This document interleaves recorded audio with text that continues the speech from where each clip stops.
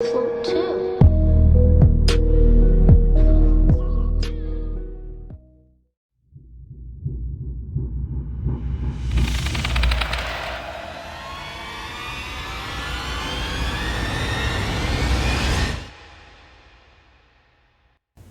During my first year of college in early 2009, I moved into a rather small apartment but shared it with two other guys. I found them rather friendly when I first met them. They introduced themselves as James and Travis. After unpacking my stuff, I went to the dining room where I saw them sitting together. I decided to sit with them, where we mostly talked about sports and got to know one another. James mentioned a party he was invited to and told us we should go with him. I'm not the party kind of guy, but I didn't want to seem boring or feel left out, so I agreed.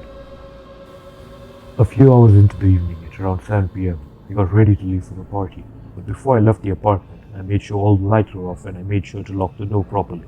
It had a tendency for not locking all the way, but I made sure it was locked. The party was just a few blocks away from the apartment, so I was in no rush. Before getting to the party, I stopped at a nearby liquor store since I had a fake ID on me at the time. It was pretty empty apart from the cashier and a creepy looking guy. He looked like he was in his mid-30s and had pale skin. I couldn't really see much because of his hoodie. I didn't think much of it, so I just picked up a six-pack and paid. I left the store and continued walking down the street when I could faintly hear someone's footsteps behind me. It sounded like they were sneaking or just trying to be quiet. I found it kind of suspicious, so I began to walk a bit faster. All of a sudden, the footsteps began to sound louder. At this point, I began to panic, but noticed the house.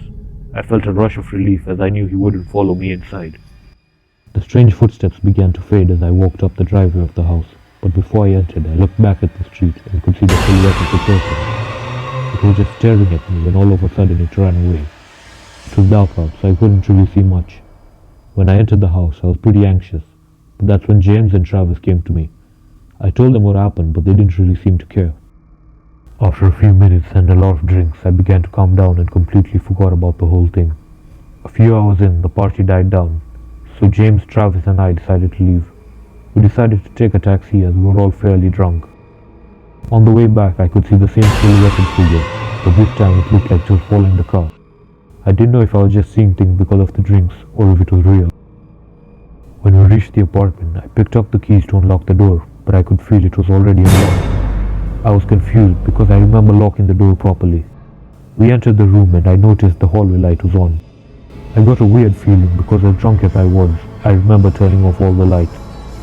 Travis was too drunk to understand what I was saying, so he just went to bed. At this point I was feeling quite paranoid, so I asked James if I could sleep in his room. James didn't seem to mind, so I just took a pillow and blanket and slept on the floor. A few hours into the night I could hear heavy breathing. It kept getting louder, so I told James to keep quiet. He was confused because he thought it was me breathing. We both looked at each other in confusion, when all of a sudden in the corner of my eye, I could see the same pale face from the liquor store, just smiling back at me with his finger on his lips telling me to keep quiet.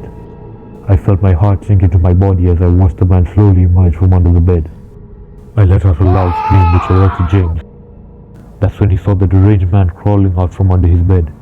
James was terrified but managed to tackle the man before he could get up. Travis entered the room, confused at all the noise. That's when he saw James pinning the man on the floor. Travis saw the man pull out a knife from his pocket but managed to take it away. I called the police while James tied the man up. The man kept repeating, "A knife is already useful," as he stared at me with an ominous glare. When the cops finally arrived, they put him in handcuffs and told us he was an escaped patient from the nearby psych ward. We all got back into our rooms trying to sleep, but all I could think about was what if I hadn't seen him? What would he have done with that knife? And how did he know our apartment